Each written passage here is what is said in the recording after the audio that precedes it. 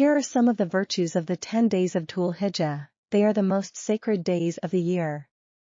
Allah SWT swore by them, saying, by the dawn, by the 10 nights.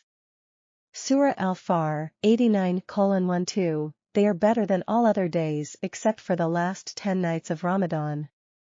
Fasting on the day of Arafah 9th dhulhajj expiates the sins of the previous year and the following year. Offering the Eid prayer on the 10th dhulhajj is more virtuous than any other Eid prayer.